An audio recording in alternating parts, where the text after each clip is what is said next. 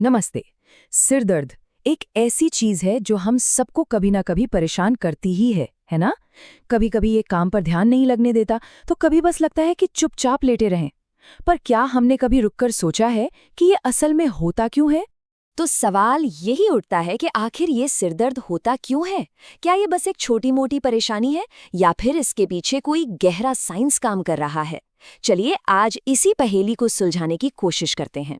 और एक बात जो शायद आपको चौंका दे, एक सर्वे में पाया गया कि लगभग 90% लोग अपने सिर दर्द की असली वजह जानते ही नहीं हैं। वो बस लक्षणों को ठीक करने में लगे रहते हैं, जड़ तक पहुंच ही नहीं पाते। तो चलिए शुरू करते हैं उस एहसास से जिसे हम सब बहुत अच्छी तरह पहचानते हैं, सिर दर्द, जो हम सबका एक कॉमन एक्सपीरियंस है। मतलब ये सिर्फ एक दर्द नहीं है ना? ये एक तरह का सिग्नल है, हमारे शरीर का एक तरीका हमें बताने का कि सुनो कुछ तो गड़बड़ है। ये एक रुकावट है, एक ऐसी चीज जो हमारा ध्यान खींचती है और कहती है कि हमें थोड़ा रुक कर ध्यान देने की जरूरत है।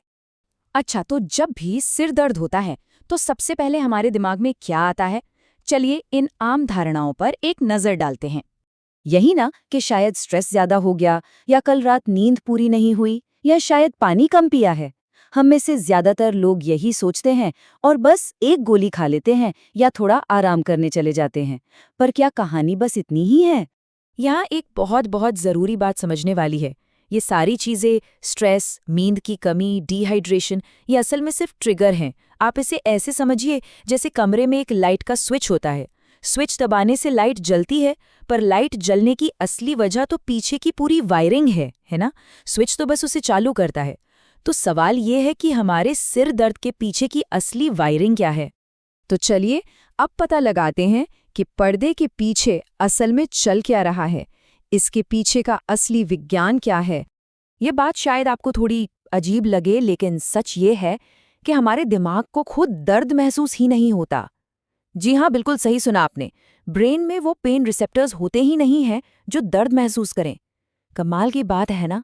तो फिर सवाल उठता है कि ये दर्द आता कहाँ से है। दरअसल ये दर्द आता है हमारे दिमाग के आसपास जो नसें हैं, जो खून की नलियां हैं और जो मांसपेशियां हैं, उनसे।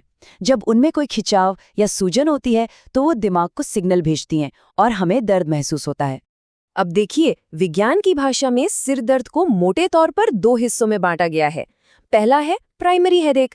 इसका मतलब है वो सिर दर्द जो खुद ही एक प्रॉब्लम है, वो किसी और बीमारी का नतीजा नहीं है।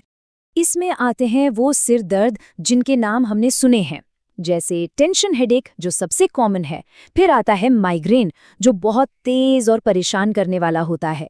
और एक होता है क्लस्टर हेडेक जो बहुत ही ज्यादा तकलीफ देता है। ये सब अपने आप में ही मेडिकल कंडीशंस हैं। और दूसरी कैटेगरी है सेकेंडरी हेडेक की। जैसा कि नाम से ही पता चल रहा है, ये वो सिर दर्द है जो किसी दूसरी वजह से हो रहा है। मतलब किसी इन्फेक्शन, चोट या किसी और मेडिकल प्रॉब्लम का एक लक्षण। यहाँ सिरदर्द एक तरह की वार्निंग लाइट है। अच्छा, तो अब शायद ये सवाल मन में आ रहा होगा कि ये प्राइमरी सेकेंडरी जानने का फायदा क्या है? आखिर ये सब जानना इतना जरूरी क्यों है? देखिए, ये इसलिए जरूरी है क्योंकि जब हम अपने दर्द को समझते हैं तभी हम उसे सही तरीके से मैनेज कर सकते हैं। इसके 3 आसान स्टेप्स हैं। पहला, पहचानिए कि आपका ट्रिगर क्या है।